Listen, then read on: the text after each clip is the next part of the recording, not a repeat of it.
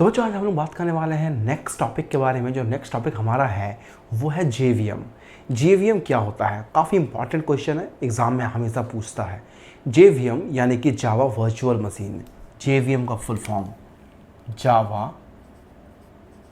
Virtual machine. आखिर ये JVM है क्या?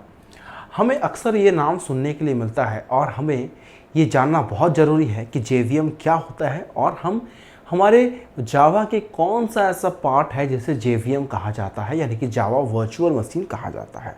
देखो बेटा, सबसे इम्पॉर्टेंट जो हमारा जावा का पार्ट है वो है जावा इंटरप्रेटर।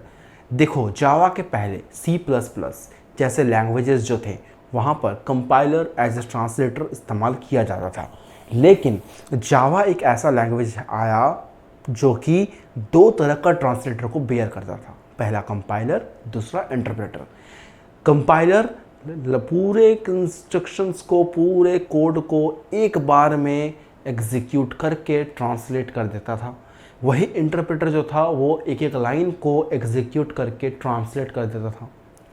अब आता है सवाल कि सर, इंटरप्रेटर अगर एक एक लाइन को एग्जीक्यूट करता था तो क्या यही उसका इम्पॉर्टेंट काम था? नहीं। सबसे इम्पॉर्टेंट काम जो इंटरप्रेटर का था वो ये कि इंटरप्रेटर बाइट कोड को, जो कि कंपाइलर के कंपाइलेशन के बाद सोर्स कोड बाइट कोड में कन्वर्ट होता है, तो इंटरप्रेटर उस बाइट कोड को इंडिविजुअल मशीन कोड में कन्वर्ट करने का काम करता है। और इसी के चलते इंटरप्रेटर को ही जावा का जावा वर्चुअल मशीन कहा जाता है। यानी कंपाइलर जो है वो हमारे सोर्स कोड को, कंपाइलर हमारे सोर्स कोड को कंपाइल करता है, ट्रांसलेट करता है इनटू इंटरमीडिएट कोड, जिसे हम लोग कहते हैं बाइट कोड। और ये बाइट कोड बेसिकली एक बाइनरी फॉर्म होता है कोड का, जो कि कन्वर्ट होता है कंपाइलर के हेल्प से। सोर्स कोड ही बाइट कोड बनता है। फर्दर इस बाइट कोड को फिर हम पास करते हैं हमारे इंटरप्रेटर के अंदर से, यानी कि इंटरप्रेटर नाम के ट्रांसलेटर से होते हुए हम लोग अपने बाइट कोड को ट्रांसफ़र करते हैं। और वो इंटरप्रेटर क्या करता है कि अकॉर्डिंग टू योर सिस्टम, आपका जैसा सिस्टम है उसके अकॉर्डिंग आपके बाइट कोड को कन्वर्ट करता है अकॉर्डिंग टू द मशीन। उस मशीन को देखते हुए, फॉर एग्जांपल आपका मशीन अगर विंडोज़ ऑपरेटिंग सिस्टम वाला है, विंडोज़ का ऑपरेटिंग सिस्टम विंडोज़ 10 है, तो आपका बाइट कोड विंडोज़ 10 के अकॉर्डिंग कन्वर्ट होगा, यानी कि ट्रांसलेट होगा। अगर आपका मशीन लाइनक्स का है तो आपका जो बाइट कोड बना है वो लाइनक्स के अकॉर्डिंग कन्वर्ट होगा। अगर आपका सिस्टम में ऑपरेटिंग सिस्टम जो है वो उबंटू का है तो आपका मशीन कोड उबंटू के अकॉर्डिंग ट्रांसलेट होगा।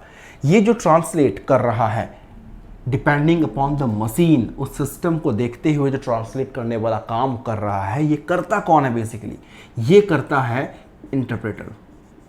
और इसी इंटरप्रेटर को हम लोग कहते हैं जावा वर्चुअल मशीन। क्यों कहा जाता है ऐसा? क्योंकि इंटरप्रेटर एक ऐसा मशीन की तरह काम कर रहा है जिसके अंदर बाइट कोड को एंटर करने से रिस्पेक्टिव जिस सिस्टम के अकॉर्डिंग वो आपका ऑपरेटिंग सिस्टम है, अकॉर्डिंगली आपका बाइट कोड उस मशीन कोड में कन्वर्ट हो रहा है।